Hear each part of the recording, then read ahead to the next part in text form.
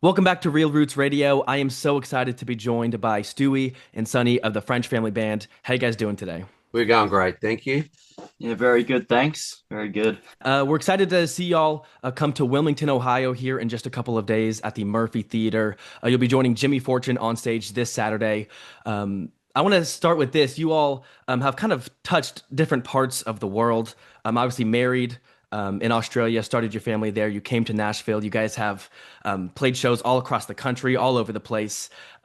So I got to ask you, what is it about Ohio specifically that keeps you coming back? I don't know. I just think they got a great country music following up there. They love country music. They have some great operas up there, and I don't know. We just seem to.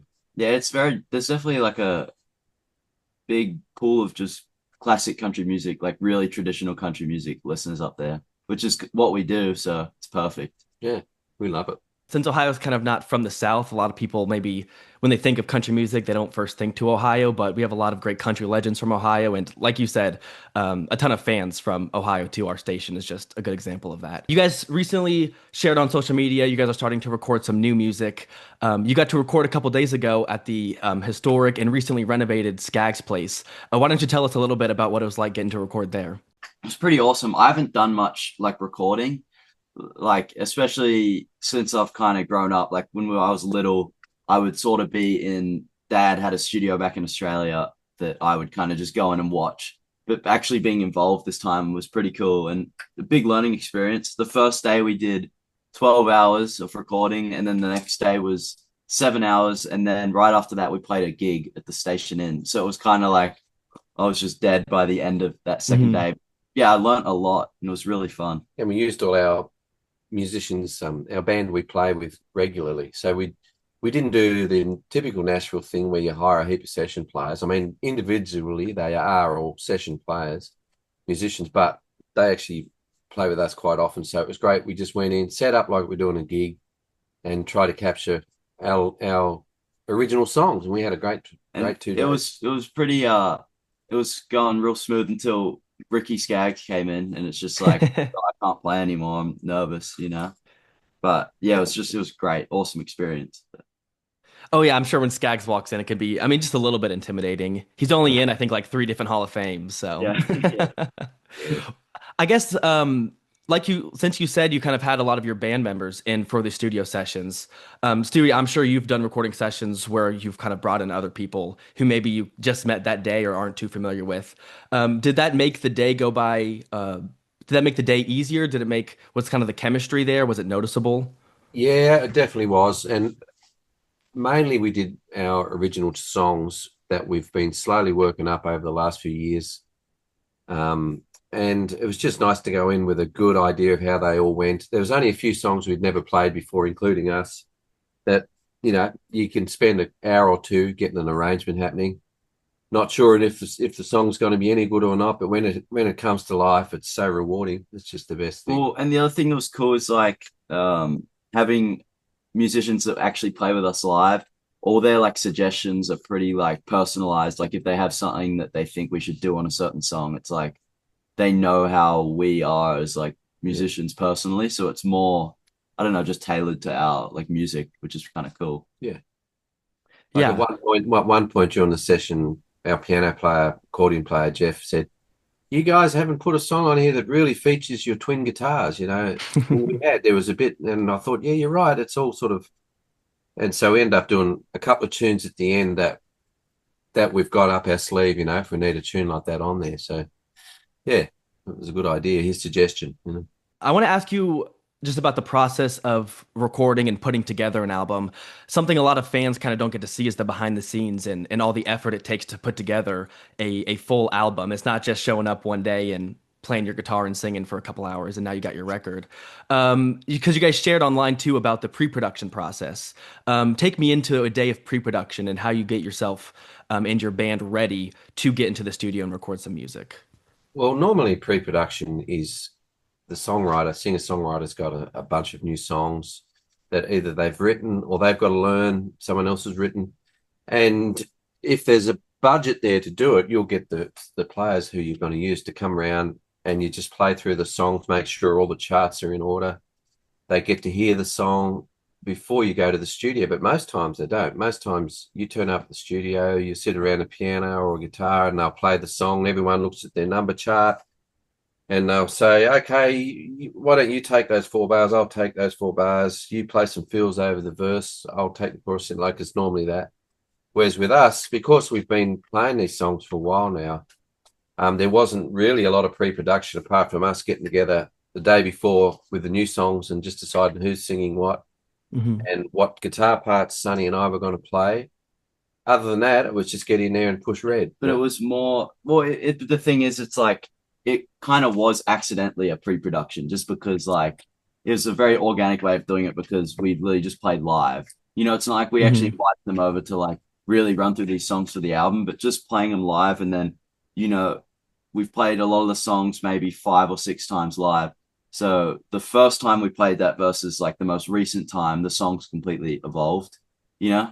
So that kind of was our pre-production, was just having done everything live. Playing them live. Your last full-length album came out a couple years ago, back in 2022, Me and Dad. Since then, Sonny, you're a couple years older. You look just a little different than you do on that album cover. What is it, I guess, we've already gotten to it here a little bit, but putting together this album, what are all those differences, you know, from 3 years ago to now, with your dynamic as a band and whatnot? Well, I know for like me personally, it's like I can kind of like suggest stuff or try to like lead certain things just because I'm like finally grown enough to sort of do it. You know, it's like if you're like a 14-year-old's like telling you what to play, it's probably like, but I'm like technically an adult now. So it just kind of helps. It just gives me, you know, it's a bit more confidence. I don't know. Whereas when we did the last one, it was kind of just like sit back and watch everyone and learn from them, which I still do, but I can kind of add a bit more now, I would say. And we're all playing with musicians who are top class, and everyone's got a different opinion on how something should go. So it's good to listen to everyone's opinion. And that's what's so great about playing live with musicians. If you just do it all yourself, that song can only ever have your stamp on it. But if another musician hears it and then that influence, what he plays influences another member of the band, it just grows, and the end result is such a better thing because you got great ears on the job, you know, and it's a beautiful thing when you hear your song come to life. It's nothing better. Chatting with Sonny and Stuie of the French Family Band. I got one more question for you guys. You guys are going to be at the Wilmington Theater this Saturday, playing with Jimmy Fortune. You guys also have a couple shows coming up later in the month in Ohio as well, taking place in Belpre, Ohio. First off, let people know where they can find you guys online and where they can see where all your upcoming shows are going to be.